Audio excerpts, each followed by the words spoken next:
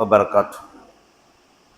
إن الحمد لله نحمده ونستعينه ونستغفره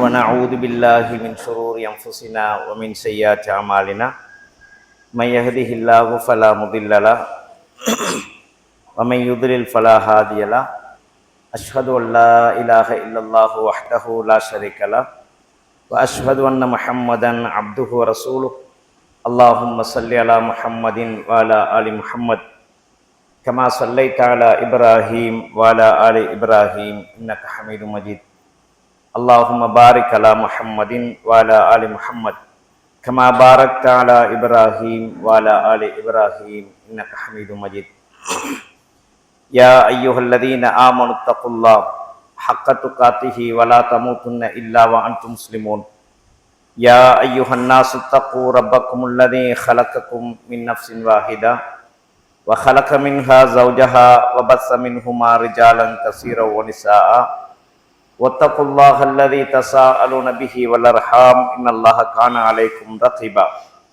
يا أيها الذين آمنوا اتقوا الله وقولوا قولا سديدا يصلح لكم أعمالكم ويغفر لكم ذنوبكم ومن يطع الله ورسوله فقد فاز فوزا عظيما أما بعد فإن أصدق الحديث كتاب الله وخير الهدي هدي محمد صلى الله عليه وسلم وشر الأمور محدثاتها وكل محدثة بدعة وكل بدعة ضلالة وكل ضلالة في النار.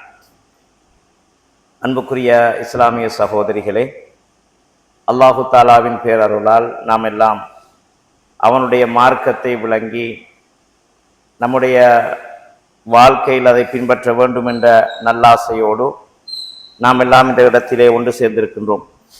இந்த நேரத்திலே ஒரு முஸ்லிமிடத்திலே தொழுகையின் முக்கியத்துவம் என்ற தலைப்பின் கீழால் இன்றைய உரையில் நாங்கள் சில விடயங்களை தெரிந்து கொள்வோம். அன்பான சகோதரிகளே, ஒரு முஸ்லிமுடைய வாழ்க்கையில் தொழுகை என்பது மிக முக்கியமான ஒரு அம்சமாக இஸ்லாம் கூறிக்கொண்டிருப்பதை நாங்கள் பார்க்கிறோம். ஒரு மனிதன் ஈமான் கொண்டு விட்டால், அல்லாஹுவை நம்பிவிட்டால், மறுமையை நம்பிவிட்டால், அடுத்த கட்டமாக அவன் தொழுகையை நிறைவேற்ற வேண்டும் என்று இஸ்லாம் சொல்லுகிறது. தொழுகை இல்லாத போது அவன் மூமினாக முஸ்லிமாக இருக்க முடியாது என்ற கருத்தை இஸ்லாம் சொல்லிக் கொண்டிருப்பதை நாங்கள் பார்க்கிறோம். நாம் நம்முடைய வாழ்க்கையில் அந்த தொழுகைக்கு எந்த அளவு முக்கியத்துவம் கொடுக்கிறோம், ஏனைய காரியங்களோடு நாம் தொழுகை ஒத்து பார்க்கின்ற பொழுது தொழுகை நம்மிடத்தில் முதன்மையானதாக இருக்கிறதா என்ற விடயங்களை நாங்கள் சிந்திக்க கடமைப்பட்டிருக்கிறோம். அல்லாஹு தாலா தொழுகை பற்றி அல் குர்ஆனில் பல இடங்களில் அதனுடைய முக்கியத்துவம், அது எப்படி ஒரு முஸ்லிமுடைய வாழ்க்கையில் கடைபிடிக்கப்பட வேண்டும் என்பதையெல்லாம் அல்லாஹ்வும் அவனுடைய தூதர் நமக்கு சொல்லிக் கொண்டிருக்கிறார்கள்.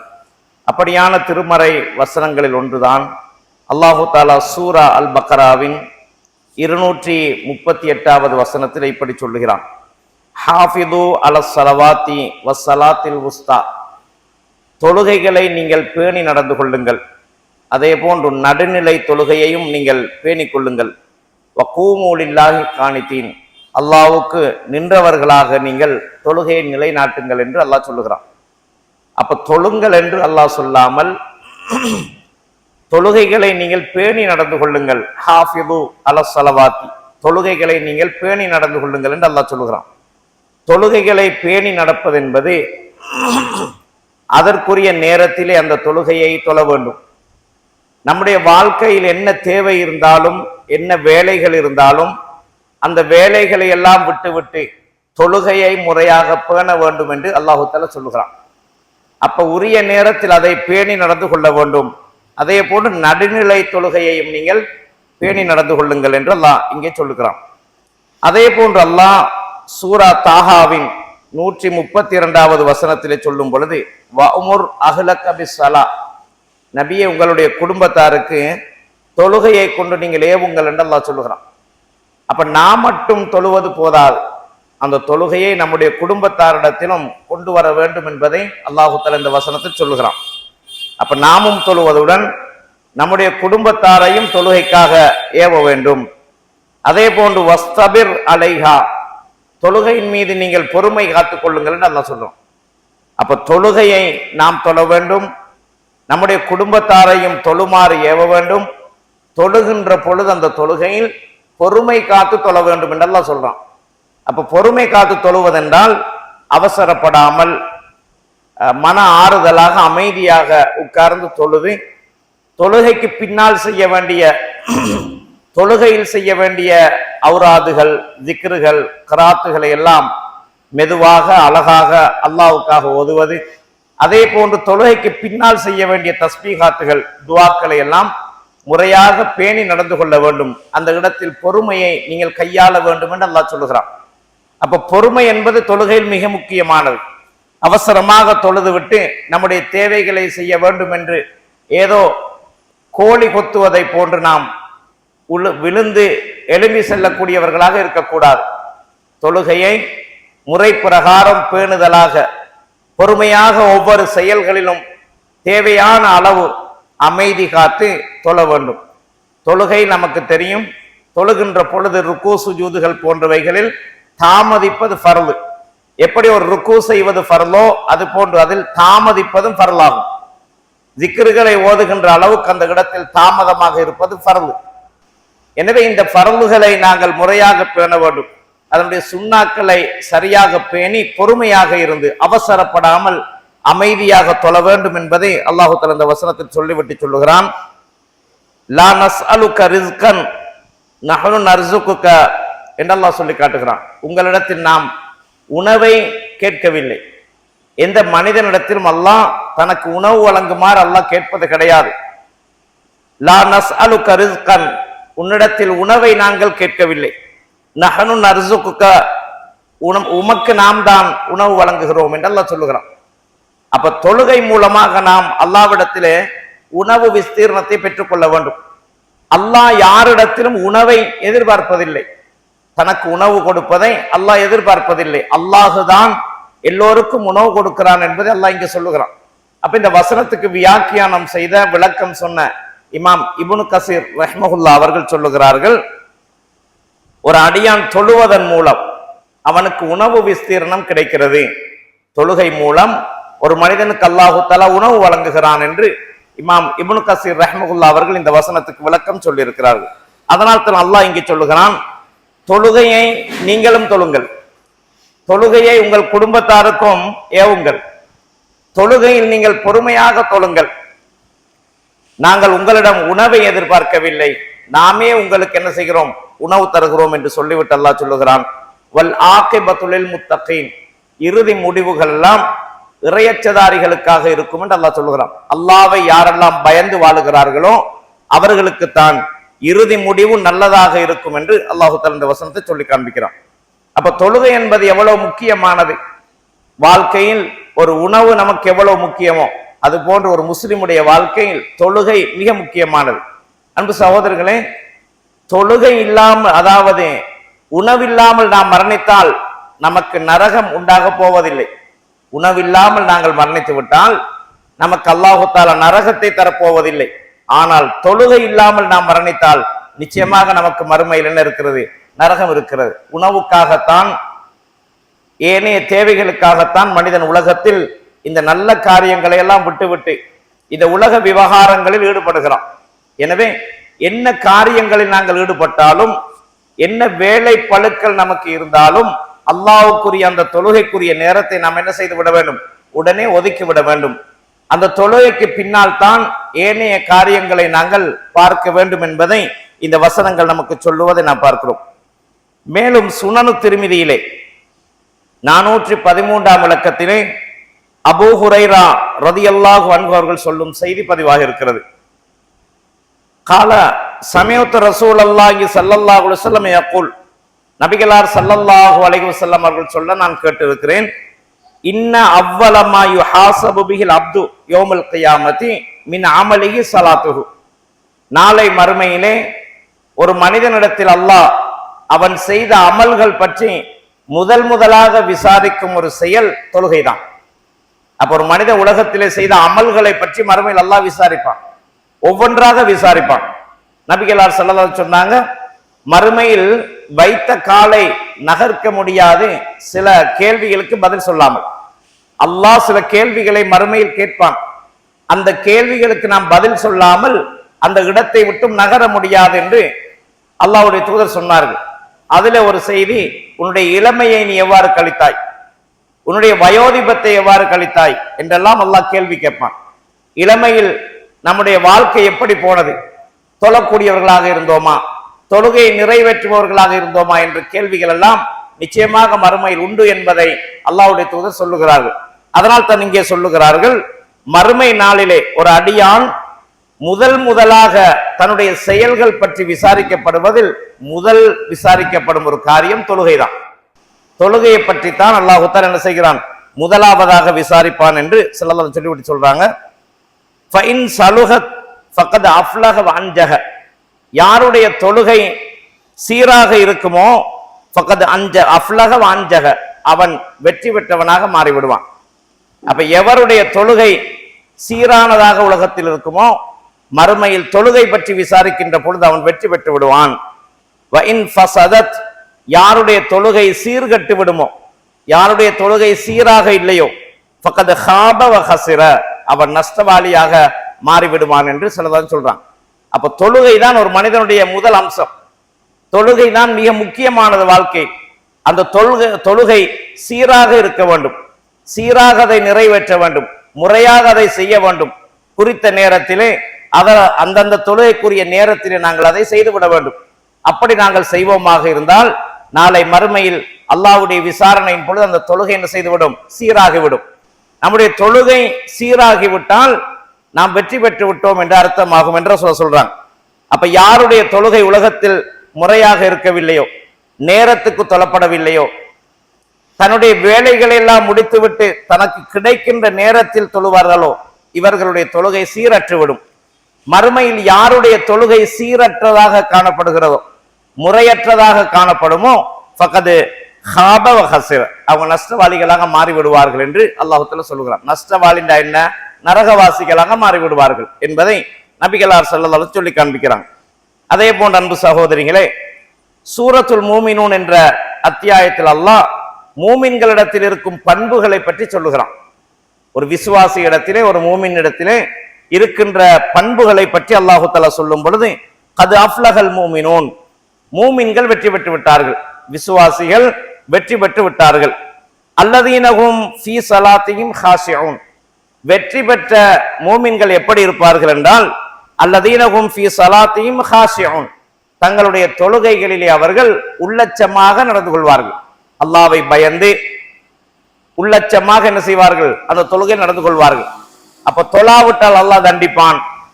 தொழுகையை நாம் முறையாக செய்ய வேண்டும், குறித்த நேரத்தில் செய்துவிட வேண்டும் என்ற அந்த உள்ளச்சம் அவருடைய உள்ளத்தில் இருக்கும். தொழும் பொழுதும் அல்லாஹ்வை பயந்து தொழுவார்கள். பராக்காக ஏனைய சிந்தனைகளோடு இல்லாமல் தொழுகையை உள்ளச்சத்தோடு அல்லாஹ்வுக்காக என்ன செய்வார்கள், நிறைவேற்றுவார்கள். இப்படி உள்ளச்சமாக தொழுகையை பேணியவர்கள் வெற்றி பெற்று விட்டார்கள் என்று அல்லாஹ் சொல்றான். அப்ப மறுமையில் வெற்றியாளர்கள் யார் என்றால் தொழுகையை முறையாக நிறைவேற்றியவர்கள், அல்லாஹ்வை பயந்து உள்ளச்சமாக நிறைவேற்றியவர்கள் என்று அந்த தொடரில் அல்லாஹ் சொல்லிவிட்டு இன்னும் சில விடயங்களை சொல்லுகிறான். வெற்றி பெற்ற கூட்டம் எப்படி இருப்பார்கள் என்பதை சொல்லிவிட்டு இறுதியாக அல்லாஹ் என்ன சொல்லுகிறான் என்றால் வல்லதீனஹும் அலா ஸலவாத்திஹிம் யுஹாஃபிலூன், மேலும் அவர்கள் தங்களுடைய தொழுகைகளில் பேணுதலாக நடந்து கொள்வார்கள். பேணுதல் என்ன, தொழுகை எதிர்பார்த்திருப்பார்கள், நேரமாகிவிட்டது, தொழுகையுடைய நேரம் வந்துவிடும், இந்த வேலைகளை நாம் சுருக்கிக் கொள்ள வேண்டும், அந்த நேரத்தில் நாம் தொழுகை நிறைவேற்றி விட வேண்டும் என்று தங்களுடைய வேலைகளை கூட ஒதுக்கிவிட்டு என்ன செய்வார்கள், தொழுகைக்காக தயாராகி விடுவார்கள். தொழுகையை எதிர்பார்த்து தொழ வேண்டும். தொழுகையுடைய நேரத்தில் அந்த நேரத்துக்கு முன்னால் நாம் வுது செய்துவிட்டு தொழுகையின் அமர்விலே வந்து அமர்ந்திருந்து அதான் சொல்லும் வரையும் பார்த்திருந்து அந்த இடத்தில் நாங்கள் தொழுதுவிட்டு தொழுகைக்கு பின்னால் செய்ய வேண்டிய திக்ருகளை எல்லாம் அமைதியாக இருந்து நேரம் எடுத்து அந்த இபாதத்துகளை முறையாக செய்வதுதான் தொழுகையை பேணி நடப்பது என்பது. அதைத்தான் அல்லாஹ் இங்க சொல்லுகிறான், வல்லதீனஹும் அலா ஸலாத்திஹிம் யுஹாஃபிலூன் அலா ஸலவாத்திஹிம் யுஹாஃபிலூன், தங்களுடைய தொழுகைகளை அவர்கள் பேணுதலாக நிறைவேற்றுவார்கள் என்று அல்லாஹ் சொல்றான். உலாயிகஹுமுல் வாரிசூன், அவர்கள் அல்லதீன யரிசூனல் ஃபிர்தௌஸ, ஃபிர்தௌஸ் என்னும் சொர்க்கத்துக்கு சொந்தக்காரர்கள் ஆவார்கள். யாரு தொழுகையை பேணி நடக்கிறார்களோ, தொழுகையின் நேரத்தை எதிர்பார்த்து நின்று தொழுகிறார்களோ அவர்கள் ஃபிர்தௌஸ் என்ற சொர்க்கத்துக்கு சொந்தக்காரர்கள் என்று அல்லாஹ் சொல்றான். அப்ப ரசூலுல்லாஹ் சொன்னாங்க, அல்லாஹ்விடத்தில் நீங்கள் சுவனத்தை கேட்டால், சொர்க்கத்தை நீங்கள் கேட்டால் ஃபிர்தௌஸை கேளுங்கள் என்றார்கள். ஏன்னா சொர்க்கத்திலே உயர்ந்த சொர்க்கம் ஃபிர்தௌஸ். ஃபிர்தௌஸ் என்ற சொர்க்கம் தான் சுவனத்திலே உயர்ந்தது. எனவே நீங்கள் சொர்க்கத்தை அல்லாஹ்விடத்திலே கேட்டால் ஃபிர்தௌஸ் என்னும் சொர்க்கத்தை நீங்கள் அல்லாஹ்விடத்தில் கேளுங்கள் என்று நபிகளார் ஸல்லல்லாஹு அலைஹி வஸல்லம் சொல்லுகிறாங்க. அப்ப அந்த சொர்க்கம், அந்த ஃபிர்தௌஸுல் ஆலா என்ற உயர்தரமான சொர்க்கம் யாருக்கு சொந்தம் என்றால், தொழுகையை பேணி நடப்பவர்களுக்கு, உள்ளச்சமாக தொழுபவர்களுக்கு அந்த ஃபிர்தௌஸுல் ஆலா என்ற உயர்தரமான சூரம் சொந்தமானது என்று அல்லாஹ் சூரத்துல் மூமினூனில சொல்லி காண்பிக்கிறான். அதே போன்று அல்லாஹ் சூரத்துன் நிசா 103வது வசனத்திலே சொல்லும் பொழுது, அகைமு ஸலாத்த, தொழுகையை நீங்கள் நிலைநாட்டுங்கள் என்று அல்லாஹ் சொல்றான். அகைமு என்ற சொல்லு தொழுகையை முறையாக பேணி நடப்பதற்கு பயன்படுத்தப்படும். சல்லு சலாத்த என்று அல்லாஹ் இங்க சொல்லல. சல்லுண்டா தொழுங்கள் கருத்து. இங்க அல்லாஹ் என்ன சொன்னா, அகைமு ஸலா, தொழுகையை நிலைநிறுத்துங்கள். அப்ப நிலைநிறுத்துங்கள் என்ற என்ன அர்த்தம்? அகைமு இகாமத்து ஸலா என்று அரபில சொல்லுவது எதற்கென்றால், தொழுகையினுடைய ஃபர்லுகளை பேணுவது, தொழுகையில் உள்ள ருக்கூகளை சுஜூதுகளை முறையாக பேணி நடப்பது போன்ற விடயங்களுக்கு அல்லாஹ் தஆலா சொல்றான். அப்ப தொழுகையில் என்னென்ன ஃபர்லுகள் இருக்கிறதோ, என்னென்ன ஷர்த்துகள் இருக்கிறதோ, அதில் ஒன்றை கூட என்ன செய்யாமல் விடுபடாமல் முறையாக பேணி தொழுவதைத்தான் இகாமத்து ஸலா என்று சொல்லப்படும். அப்ப அல்லாஹ் குர்ஆன்ல பல இடங்களில் இகாமத்து ஸலா சுமாராக 85 இடங்களுக்கு மேலாக அல்லாஹ் இந்த தொழுகையை பற்றி சொல்லியிருக்கிறான். இகாமத்து ஸலா, தொழுகையை நிலைநாட்டுங்கள் என்று அல்லாஹ் தஆலா அல் குர்ஆனில் சொல்லுகிறான். அப்ப தொழுகை என்ன செய்யணும்? முறையாக நேரம் பேணி அதனுடைய ஷரத்துகள் ஃபர்லுகள் எந்தெந்த இடத்தில் தாமதிக்க வேண்டுமோ அந்தந்த இடத்தில் தாமதித்து அவசரம் இல்லாமல் தொழ வேண்டும். அப்படி தொழுவதைத்தான் இகாமத்து ஸலா. அப்ப அல்லாஹ் இங்க என்ன சொல்றான்? அகைமு ஸலா, தொழுகையை நீங்கள் முறையாக நிலைநாட்டுங்கள். இன்ன ஸலாத்த கானத் அலல் மூமினீன கிதாபன் மௌகூதா. அப்ப தொழுகை என்பது மூமின்கள் மீது நேரம் குறிக்கப்பட்ட கடமை என்றான். அப்ப தொழுகை என்பது சாதாரண கடமை கிடையாது. அதற்கென்று ஒவ்வொரு தொழுகைக்கும் அல்லாஹ் என்ன செஞ்சிருக்கிறான்? நேரத்தை குறிப்பிட்டிருக்கிறான். அந்த நேரத்துக்குள்ள தொழுகிறது கடமைன்னு சொல்றான்ல. அப்ப நாங்க எங்களுடைய வேலையை செஞ்சுட்டு இருக்கிறது, தொழுகைக்கான அதான் சொல்லப்படும். நம்ம வேலையே செஞ்சுக்கிட்டு இருந்து வேலையெல்லாம் முடிஞ்சதுக்கு பின்னால கடைசி நேரத்துல வந்து தொழுகிறது, இந்த மாதிரி தொழுவதை அல்லாஹ் விரும்பல. அல்லாஹ் எதை விரும்புறான் என்று கேட்டால், தொழுகை என்பது மூமின்கள் மீது நேரம் குறிக்கப்பட்ட கடமை. கிதாபன் மௌகூதா, மௌகூதாண்டா நேரம், நேரம் குறிக்கப்பட்ட கடமை. இன்னென்ன நேரத்தில் தான் அது தொழப்பட வேண்டும் என்று அல்லாஹ் சொல்றான். அந்த நேரத்துல நம்ம தொழணும். அப்ப நமக்கென்று தொழுகைக்குரிய நேரங்களை பொறுத்த மட்டும் ஆரம்ப நேரம் இறுதி நேரம் என்ன செய்யறான்? அல்லாஹ் தஆலா 2 நேரத்தை வச்சிருக்கிறான். உதாரணமா லுஹர் எடுத்துட்டீங்களா இருந்தால், சூரியன் உச்சை விட்டு சாய்ந்ததிலிருந்து, சூரியன் நடு உச்சியிலிருந்து சாய்ந்ததிலிருந்து அசுருடைய நேரம் வரைக்கும் அந்த தொழுகைக்குரிய நேரம் இருக்கிறது. அந்த நேரத்துக்குள் எதில் தொழுதாலும் தொழுகை ஏற்றுக்கொள்ளப்படும். ஆனால் அந்த தொழுகை எங்க தொழணும் அப்படின்னு கேட்டா, முதல் நேரத்தில் தொழுகிறோம். எல்லா தொழுகையும் அப்படித்தான். அசுர் தொழுகையை நீங்கள் எடுத்துக்கொண்டால், அது ஒரு பொருளின் நிழல், ஒரு பொருளின் நிழல்ல இருந்து என்ன செய்யணும்? அது 2 மடங்காக மாறுகின்ற வரைக்கும் அசுருடைய நேரம். இந்த அசுருடைய தொழுகை என்ன செய்யணும்? ஆரம்ப நேரத்தில் தொழுது கொள்ளணும். ஒவ்வொரு தொழுகையும் அதனுடைய ஆரம்ப நேரத்தில் நாம் தொழ பழகிக் கொள்ளணும். அப்ப அதுதான் பேணுதலான ஒரு தொழுகைக்குரிய முக்கியமான விடயமாகும். அன்பு சகோதரிகளே, பின்னால் தொழலாம், சற்று தாமதித்து தொழலாம், இன்னும் நேரம் முடியவில்லை தானே என்று நாம் இருப்பதனால் சில வேளை நமக்கு மரணம் வந்து விடலாம். அந்த நேரத்தில் நாம் தொழுகை விதியாக்கப்பட்ட நேரத்திலே, தொழுகை கடமையாக்கப்பட்ட நேரத்திலே நமக்கு என்ன செய்து விடலாம்? மரணமும் வந்து விடலாம். இந்த நினைவு எப்பொழுதும் நம்முடைய உள்ளத்தில் இருக்க வேண்டும். நான் இதை பிந்தி தொழுவதனால் சில வேளை எனக்கு மரணம் வந்து விட்டால் தொழுகையை நிறைவேற்றாத நிலையில் நான் போய்விடுவேனே என்ற ஒரு பயம், அச்சம் உள்ளத்தில் இருக்க வேண்டும். இதுதான் பேணுதலாக தொழுவது என்பதன் அர்த்தம். அதுதான் உரிய நேரத்தில் தொழுது விட வேண்டும். தக்க காரணங்கள் இல்லாமல் தொழுகையை பிற்படுத்துவதை நாங்கள் தவிர்த்து கொள்ள வேண்டும். உரிய நேரத்தில் அந்த தொழுகைகளை நாம் நிறைவேற்றிக் கொள்ள பழக வேண்டும். அப்ப நபிகளார் ஸல்லல்லாஹு அலைஹி வஸல்லம் சொன்னதாக சஹீஹுல் புகாரியிலே 527ஆம் இலக்கத்தில் பதிவான செய்தி, அப்துல்லாஹ் இப்னு மஸ்ஊத் ரலியல்லாஹு அன்ஹு அவர்கள் சொல்லுகிறார்கள், சஅல்துன் நபிய ஸல்லல்லாஹு அலைஹி வஸல்லம், நபிகளார் ஸல்லல்லாஹு அலைஹி வஸல்லம் அவர்களிடத்திலே நான் கேட்டேன், ஐயுல் அமலி அஹப்பு இலல்லாஹ், அல்லாஹ்வுக்கு மிக விருப்பத்துக்குரிய அமல் எது யா ரசூலல்லாஹ் என்று நான் கேட்ட பொழுது, கால ரசூலுல்லாஹி ஸல்லல்லாஹு அலைஹி வஸல்லம் சொன்னார்கள், அஸ்ஸலாத்து அலா வக்திஹா, தொழுகையை அதனுடைய நேரத்தில் தொழுவதுதான் என்று சொன்னார்கள். அப்ப அல்லாஹ் மிகவும் நேசிக்கும் ஒரு காரியம், அல்லாஹ் விரும்பக்கூடிய ஒரு அமல் எதுன்னு கேட்டா தொழுகையை அதனுடைய ஆரம்ப நேரத்தில் தொழுவது. ஆரம்ப நேரம் என்றால் தொழுகை ஆரம்பிக்கிறது, உதாரணம் நான் முன்னுக்கு சொன்னேன், லுஹர் எப்ப ஆரம்பிக்கும், நடு உச்சியிலிருந்து சூரியன் சாஞ்சதுக்கு பின்னால நாங்க நின்றா எங்களுடைய நிழல் காலுக்கு கீழே இருக்குமாக இருந்தால், நிழல் ஓரங்கள்ல விளங்காது, காலுக்கு கீழே நிக்குது அப்படின்னு சொன்னா அந்த நேரத்துல சூரியன் நடு உச்சியில இருக்குது. எப்ப சூரியன் கிழக்கு பக்கமாக நிழல் கொடுக்குதோ, நாங்க நின்றால் நம்முடைய நிழல் எங்க விழுது, கிழக்கு பக்கமாக விழுது என்று சொன்னா சூரியன் உச்சை விட்டு என்ன செஞ்சுட்டு சாஞ்சிட்டு என்ற அர்த்தம். அந்த நேரத்தில் லுகர் ஆரம்பிச்சிடும். அந்த நேரம் தான் ஆரம்ப நேரம், லுகருடைய ஆரம்ப நேரம். அது இப்பொழுது நமக்கு அதான் சொல்லப்படுகிற நேரம். அந்த நேரத்திலே நாம் தொழுது கொள்ளவும், என்ன வேலை இருந்தாலும் விட்டுட்டு, என்ன வேலைகளை நாம் செய்து கொண்டிருந்தாலும் அதை ஒதுக்கி விட்டு என்ன செய்ய வேண்டும், அல்லாஹ்வை தொழுது விடுவோம், தொழுகையை முதலில் நிறைவேற்றி விடுவோம் என்ற உள்ளம் நமக்கு வர வேண்டும். அந்த ஆசையோடு ஆர்வத்தோடு நாங்கள் அதை செய்ய வேண்டும். இதைத்தான் ரசூலுல்லாஹ் சொல்றாங்க, அதாவது அல்லாஹ்வுக்கு மிக விருப்பத்துக்குரிய அமல் எது என்று கேட்டால் அஸ்ஸலாத்து ஃபி அவ்வலி வக்திஹா, தொழுகையை அதனுடைய ஆரம்ப நேரத்தில் தொழுவதை, தொழுகைக்குரிய நேரத்தில் தொழுவதை அல்லாஹ் விரும்புகிறான் என்று ரசூலுல்லாஹ் ஸல்லல்லாஹு அலைஹி வஸல்லம் சொல்றாங்க. அப்ப தொழுகையை நாங்க என்ன செய்யணும், முதல் நேரத்தில் தொழுது கொள்ள பழக வேண்டும். அதே போன்று சுனன் அபீ தாவூதிலே 432 இலக்கத்திலே அப்துல்லாஹ் இப்னு மஸ்ஊத் ரலியல்லாஹு அன்ஹு அவர்கள் சொல்லுகிறார்கள், கால லீ ரசூலுல்லாஹி ஸல்லல்லாஹு அலைஹி வஸல்லம், அல்லாஹ்வுடைய தூதர் எனக்கு சொன்னார்கள், கைஃப பிக்கும் இதா அத்தத் அலைக்கும் உமரா யுஸல்லூன ஸலாத் லிகைரி மீகாத்திஹா. அப்ப ரசூலுல்லாஹ் அப்துல்லாஹ் இப்னு மஸ்ஊத் கிட்ட கேக்குறாங்க, உங்களுக்கு ஒரு காலம், ஒரு தலைவர் நியமிக்கப்படுறார், ஒரு நாட்டுக்கு ஒரு ஹலீஃபா, ஒரு தலைவர் நியமிக்கப்படுறார்.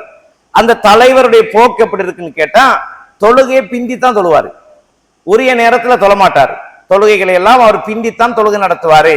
அப்படி ஒரு தலைவர் ஒன்று நியமிக்கப்பட்டால், இஸ்லாத்துல தலைமை என்று ஒன்று இருந்தால், ஒரு நாட்டுக்கு ஒரு ஹலீஃபா இருந்தால் அந்த ஹலீஃபா கட்டுப்படணும். அந்த ஹலீஃபாவோட கட்டளைகளுக்கு மாறு செய்யக்கூடாது. மாறு செய்வதை இஸ்லாம் பாவமாக கருதுகிறது. அப்ப இப்படி ஒரு தலைமைத்துவத்தை கட்டுப்படணும். அந்த தலைவர் தான் தொழுகை நடத்துவாரு, அந்த தலைவர் தான் தொழுகை நடத்தணும் என்கிறது இஸ்லாத்துடைய விதி. இப்ப இந்த தலைவர் நிலப்பாடு என்னன்னு கேட்டா, நம்ம தலைவர் நியமிக்கப்பட்ட என்ன செய்யணும், கட்டாயம் கட்டுப்படணும். ரசூலுல்லாஹ் சொன்னாங்க, என்னது, அஸ்ஸமா வ தாஅத வ இன் தஅம்மர அலைக்கும் அப்துல் ஹபஷியும், ஹபஷா நாட்டை சேர்ந்த நீக்கிற ஒரு அடிமை, ஒரு கருப்பினத்தை சேர்ந்த ஒரு அடிமை உங்களுக்கு தலைவராக நியமிக்கப்பட்டாலும் அவருக்கு நீங்க என்ன செய்யணும், அவரோட சொல் கேட்கணும், அவருடைய வார்த்தைகளுக்கு நீங்க கட்டுப்படணும்னாங்க. அப்ப தலைமைத்துவத்தை கட்டுப்படுறது இஸ்லாம் மிக முக்கியமாக கருதுகிறது. அப்ப அப்படி ஒரு தலைவர் நியமிக்கப்படுறார் நமக்கு. இப்ப நாம என்ன செய்யணும், தலைவர் கட்டுப்படணும், தலைவர் சொற்படி நடக்கணும்.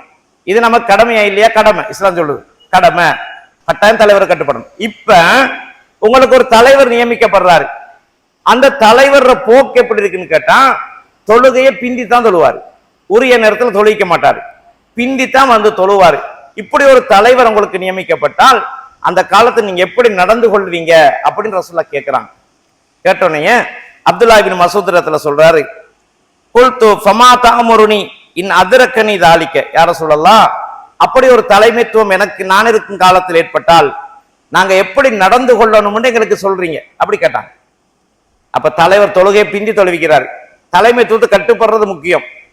அப்ப அப்படியான தலைவர் எங்களுக்கு இருந்தா நாங்க என்ன செய்யணும் யார சொல்ல எங்களுக்கு கட்டளை இடுறீங்க அப்படி கேட்டோன்னே ரசூல் என்ன சொல்றாங்க பாருங்க, சல்லி ஸலாத்த லிமீ காத்திஹா, தொழுகையை நீங்க உரிய நேரத்துல தொழுவுங்க, தலைவரை எதிர்பார்க்காம உரிய நேரத்துல என்ன செஞ்சிருங்க, தொழுதுருங்க.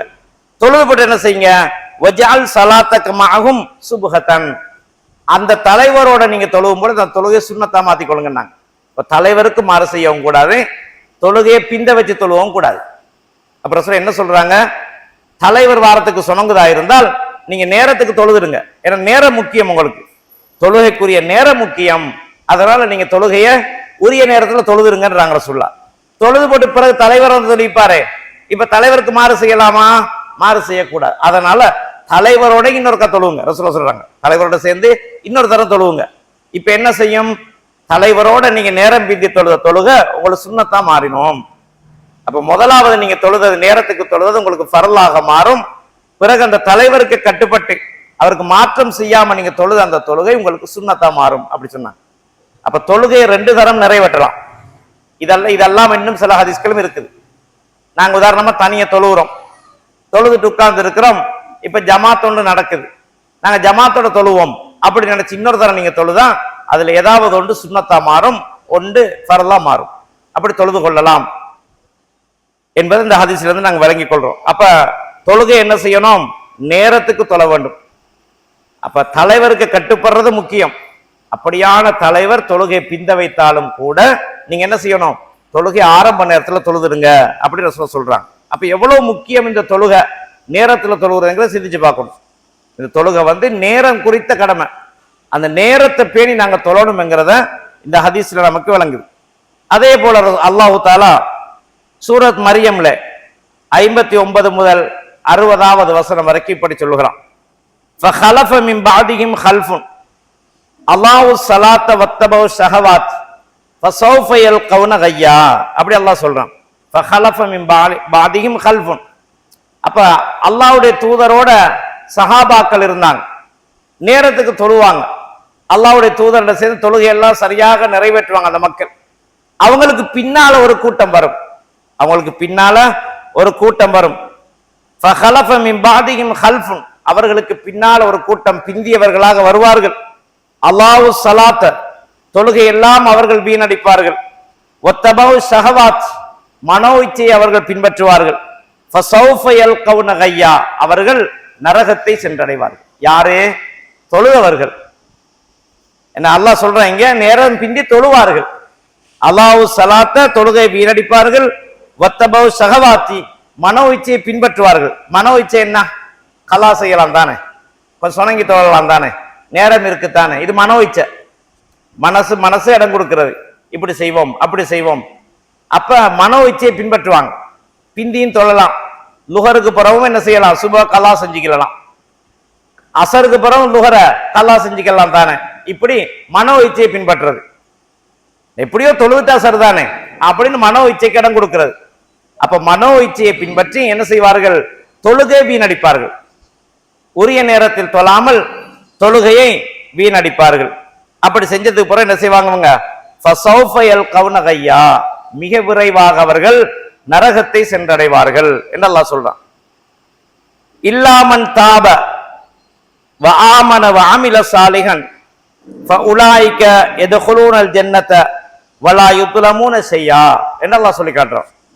ஆனால் தன்னுடைய வாழ்க்கையில தொழுகையை வீணடிச்சு மனோ இச்சைகளுக்கு அடிமைப்பட்டு தொழுகையை விட்டு விட்டு தொழுது, நேரம் பிந்தி தொழுது, இப்படியான காரியங்களை எல்லாம் செஞ்சதுக்கு பின்னால இதை செய்யக்கூடாது, இது தவறான வேலையை நம்ம செஞ்சிட்டு இருக்கிறோம், சொர்க்கம் கிடைக்காது, நரகத்துக்குரிய காரியம் இது, அப்படி ஒரு மனிதன் புரிகிறான். இதை சிந்திச்சு என்ன செய்யறான்? தன்னுடைய வாழ்க்கையில் இந்த செயலெல்லாம் விடுறான்.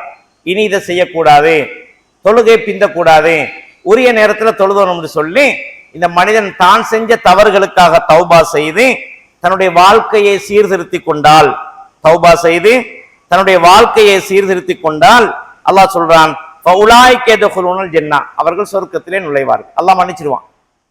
ஏதோ தவறு விட்டுட்டோம், ஏதோ கடந்த காலங்களில் பிழை விட்டுட்டோம், இனிமே அதை செய்யக்கூடாது, இனி திருந்தி வாழணும், முறையாக தொழுகை நிறைவேற்றணும், மனோ இச்சைகளுக்கு அடிபணிய கூடாது, குர்ஆன் சுன்னாவுக்கு கட்டுப்படணும் என்று சொல்லி தொழுகைய நேரத்துக்கு தொழுகின்ற பழக்கத்தை ஏற்படுத்தி தான் முன்னால் விட்ட தவறுகளுக்காக அல்லாஹ்விடம் தௌபா செய்து தன்னை மாற்றிக்கொண்டால் ஃபஉலாயிக யதுகுலூனல் ஜன்னah, அவர்கள் சொர்க்கத்தில் நுழைவார்கள்.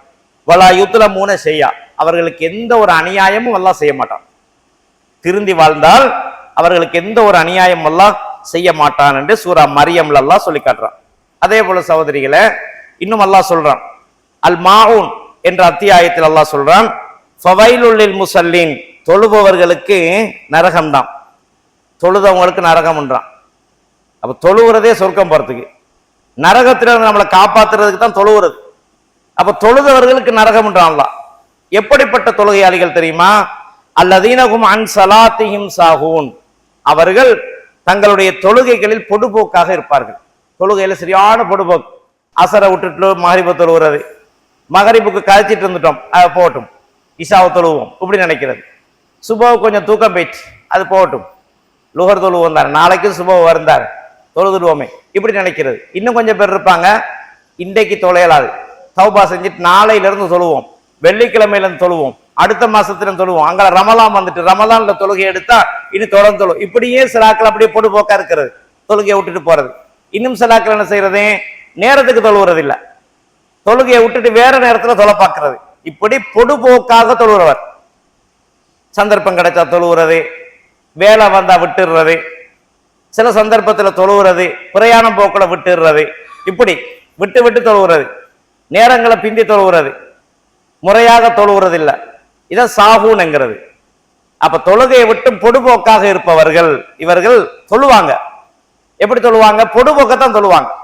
சோம்பேறித்தனமாக முறையாக தொழுவுறது இல்ல, ஆசையோடு தொழுவுறது இல்ல, ஆர்வத்தோடு தொழுவுறது இல்ல.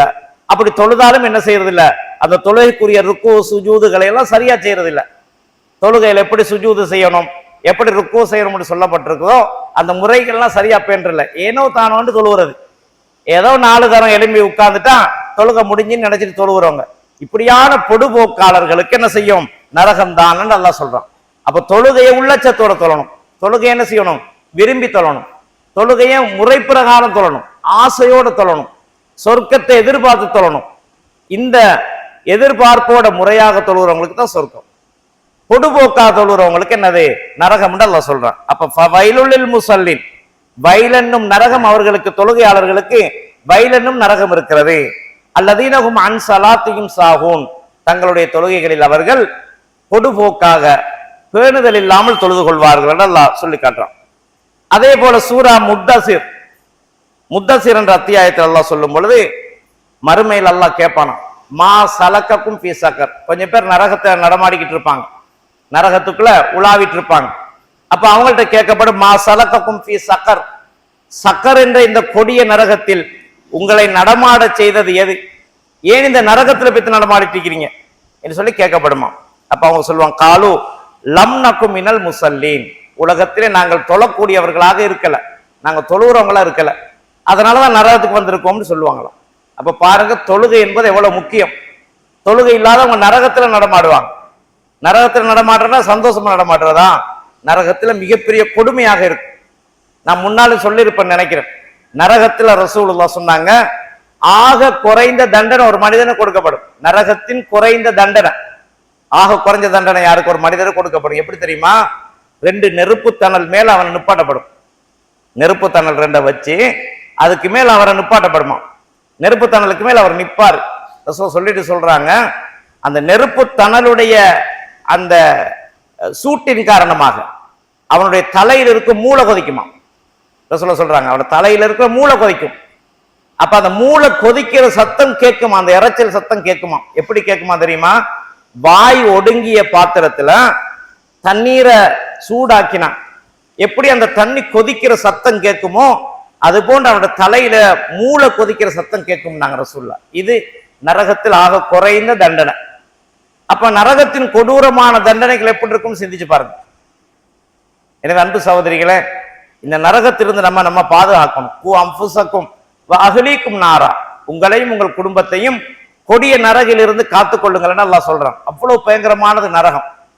அப்ப இந்த நரகத்திலிருந்து நம்மளை காக்கிறதுக்காக இந்த தொழுகை மிக முக்கியமானது. இந்த தொழுகையை விட்டுட்டோம்னு சொன்னா சக்கர் என்ற நரகத்தில் உங்களை நடமாட செய்யும். அல்லாஹ் சொல்றான், சக்கர் என்ற நரகத்தில் உங்களை நடமாட செய்யும். அப்ப அந்த பயங்கரமான நரகத்தின் தண்டனை அனுபவிக்க வேண்டிய நிலைமைகள் நமக்கு ஏற்படும்.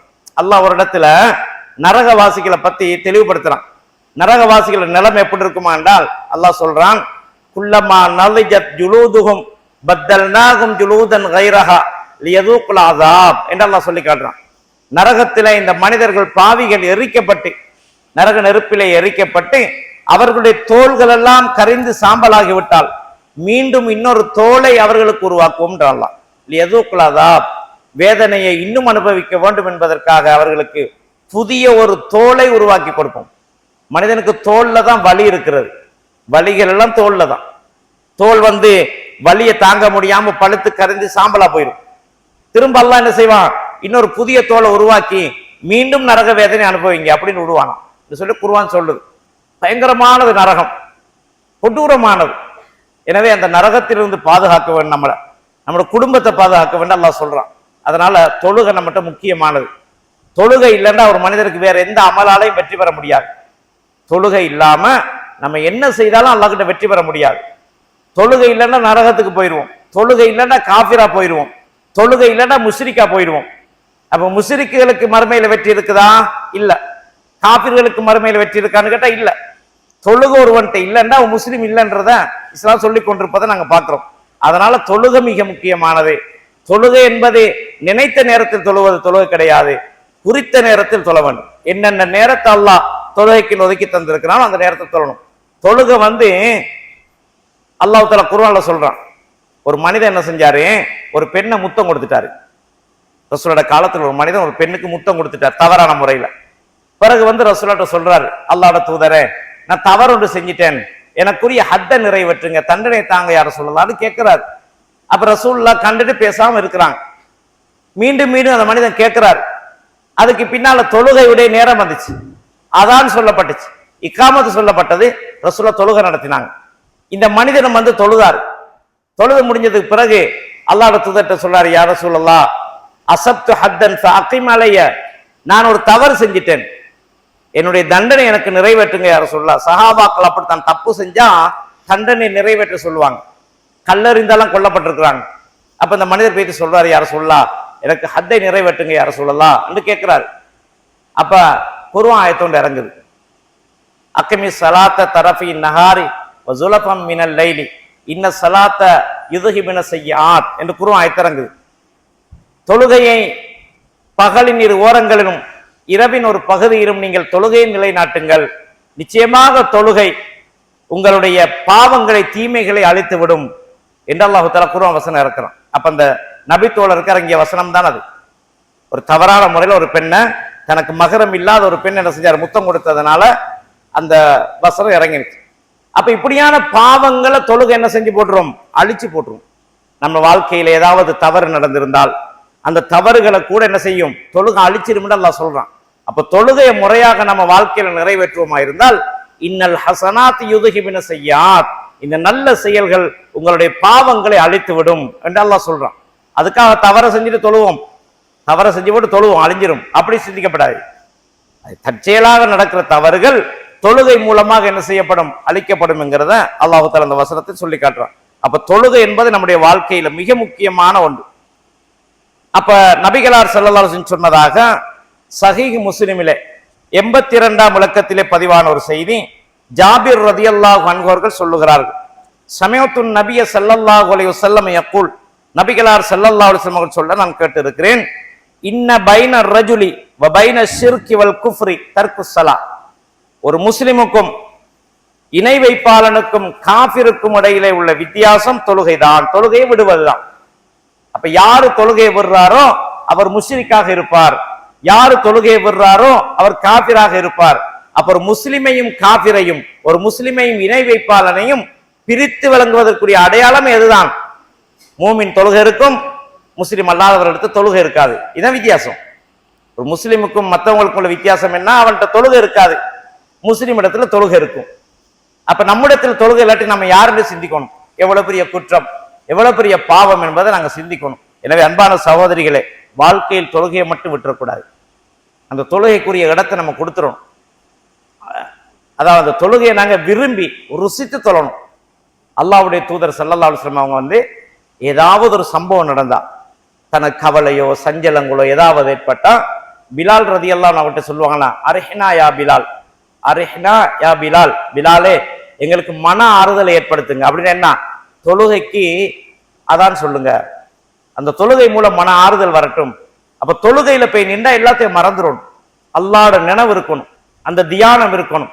அப்ப தொழுகை ஒரு மூமினுக்கு என்ன செய்யும், மன ஆறுதலை கொடுக்கும். அதனால அல்லாஹ் சொல்றான், வஸ்தஈனு பிஸ்ஸப்ரி வஸ்ஸலா, பொறுமையை கொண்டும் தொழுகையை கொண்டும் அல்லாஹ்விடத்தில் உதவி தேடுங்கள். ஏதோ கஷ்டம் வந்தால் துன்பம் வந்தா 2 ரக்காத் தொழுதுட்டு அல்லாஹ் கிட்ட துஆ கேட்கணும். அந்த தொழுகை நமக்கு என்ன செய்யும்? வெற்றி ஏற்று தரும். நம்ம பொறுமையை கையாண்டு, நம்ம வீட்டில் ஒரு பிள்ளைக்கு சோம் இல்லையா, என்ன செய்யுங்க?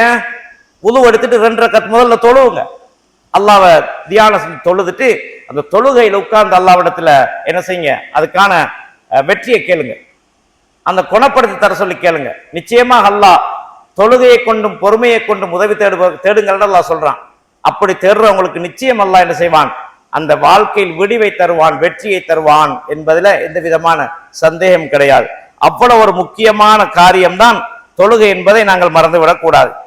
அடுத்ததாக பாருங்க சகோதரிகளே, சஹீஹ் புகாரியிலே 552ஆம் இலக்கத்திலே அப்துல்லாஹ் இப்னு உமர் ரலியல்லாஹு அன்ஹுமா அவர்கள் சொல்லுகிறார்கள், அன்ன ரசூலுல்லாஹி ஸல்லல்லாஹு அலைஹி வஸல்லம் கால, நபிகளார் ஸல்லல்லாஹு அலைஹி வஸல்லம் அவர்கள் சொன்னார்கள்,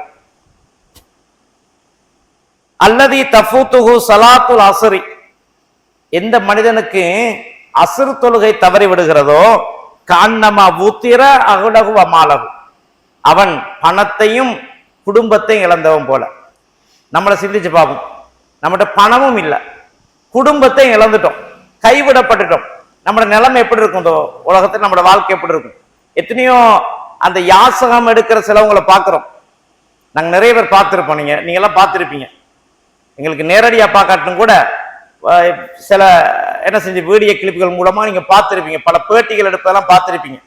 கஷ்டப்பட்டு வீதியில அலைஞ்சி உணவுக்காக கஷ்டப்பட்டு யார்ட்டையெல்லாம் கையேந்தி இருக்கிற மக்கள்கிட்ட போய்த்து பேட்டி காண்பாங்க. சொல்லுவாங்க, எனக்கு இத்தனை பிள்ளைகள், இந்த பிள்ளையெல்லாம் படிச்சு நல்லா வச்சிருக்கிறேன், எல்லாரும் கைவிட்டாங்க, நான் இப்ப இப்படி தெருவுல நிக்கிறேன். சில இடங்கள்ல பார்ப்போம், என் மகன் என்னைய கூட்டிட்டு வந்து என்ன செஞ்சிட்டான், இவடத்து நில்லுங்க வாரன்ட்டு போனவன் இன்னும் வரல. இப்படியெல்லாம் பல செய்திகள் நாங்கள் கேள்விப்பட்டிருக்கிறோம். இப்படி ஒரு கைவிடப்பட்டால் அவர நிலைமை எப்படி இருக்கு சிந்திச்சு பாருங்க. நாம கைவிடப்பட்டுட்டோம், ஒரு இடத்துல கொண்டு போய் விட்டுருக்காங்க, நம்ம கையில பணம் கிடையாது, குடும்பம் கோத்திரம் ஒண்ணும் இல்லை, தன்னந்தனியா ஒரு இடத்துல நம்ம விடப்பட்டால் நம்மளோட நிலை என்னன்றதை சிந்திச்சு பாருங்க. நம்ம நிலைமை எப்படி இருக்கும்? பசிக்கு யாரு உணவு தருவா? கஷ்டத்தை யாரு நீக்கி வைப்பா? உரிய இடத்துக்கு யாரு கொண்டு சேர்த்து வைப்பா? சிந்திச்சு பாருங்க. ஒண்ணும் கிடையாது, கைவிடப்பட்ட தொழுகை இல்லா அசர் தொழுகை இல்லாதவன் நிலைமை அதான்றான் அல்லாஹ். யாருக்கு அசர் தொழுகை தவறி போகுதோ அவனோட நிலைமை தான். அசர் தொழுகை முக்கியமானது. சாப்பிட்டு கொஞ்சம் சாய் ஒன்று தூங்கிடுவோம். தூங்கினா அசருக்கு பாங்கு சொல்லும், எலும்பு மனம் வராது. எலும்புறதுக்கு என்ன செய்யாது? மனம் இடம் கொடுக்கவே மாட்டான். தூங்குன்னு தூங்கிட்டு சூரிய மறைய போகுதுங்கிற கட்டத்தில் எழுப்பி தொழுவுறது, 5:30 5:45 எழுப்பி தொழுவுறது. இந்த மனிதன் நிலைமை என்னன்னு கேட்டா ரசூலுல்லாஹ் சொல்றாங்க, யாருக்கு அசர் தொழுகை தவறி போயிட்டோ அவனுக்கு பணமும் குடும்பமும் கைவிடப்பட்ட நிலைதான் அப்படி சொல்றாங்க. மறுமையில வெற்றி இல்லைங்கிறது அர்த்தம், மறுமையில வெற்றி கிடைக்காது என்கிறதுதான் இந்த ஹதீஸினுடைய அர்த்தம். எனவே தொழுகைகளை பேணி தொழணும். அசர் தொழுகையை நம்ம குறிப்பாக எவ்வளவு சோம்பரமாக இருந்தாலும் அது ஆசையோடு எழுப்பி தொழக்கூடியவங்களாக நாங்கள் இருக்கணும். தொழுகைகளுடைய ஃபலாயில படிக்கணும். தொழுகையால நமக்கு கிடைக்கிற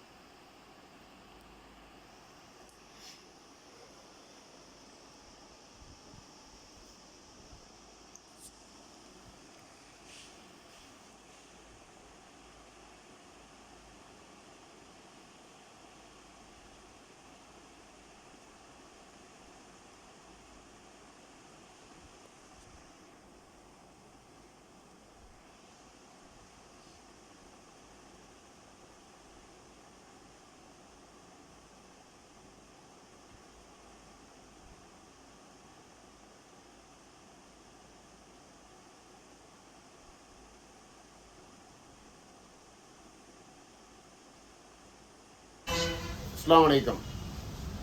அதிரி மன்சூர் கடந்த 2.5 வருஷமாக கிரியேட்டிவிட்டின்ற யூடியூப் சேனலில் அல்ஹம்துலில்லாஹ் சிறப்பான முறையில் நடத்திட்டு இருக்காங்க. அவசியம் சப்ஸ்கிரைப் பண்ணாதவங்களாம் அவசியம் சப்ஸ்கிரைப் பண்ணிக்கிடுங்க. குறிப்பாக இதில் என்னென்ன நடக்குதுண்டாக்கா, என்னென்ன விஷயங்கள் இதில் கொண்டு வர்றாருண்டாக்கா, நம்ம மண்ணுடைய அதிராமருடைய அரசியல் நிகழ்வு, மார்க்க விஷயங்கள், கல்வி சம்மந்தமான நிகழ்வு, அப்புறம் கல்யாண விசேஷங்கள் நிகழ்வு, அப்புறம் விளையாட்டு சம்மந்தமான எல்லா நிகழ்வுகளும் அது எல்லாம் ஊரோட ஒன்றி போய் அருமையான முறையில் ஒன்று செஞ்சுட்டு இருக்காப்புல. அதனால் நான்லாம் அதெல்லாம் சப்ஸ்கிரைப் பண்ணி பார்த்துக்கிட்டு இருக்கேன். ஊருடைய தேவைகள் எல்லாத்தையும் பார்த்துக்கிட்டு இருக்கேன். ரொம்ப சந்தோஷமாக இருக்குது எனக்கு. அதுபோல் நீங்களும் ஊரில் உள்ளவங்களும் சரி, வெளிநாட்டில் உள்ளவங்களும் சரி, வெளியூரில் உள்ளவங்களும் சரி, ஊருடைய விஷயங்களையும் தேவையை நீங்கள் பார்த்து அறிய ஆசைப்பட்டாக்க அவசியம் கிரியேட்டிவிட்டி சேனலில் சப்ஸ்கிரைப் பண்ணிக்கணும். வாழ்த்துக்கள். அஸ்ஸலாமு அலைக்கும்.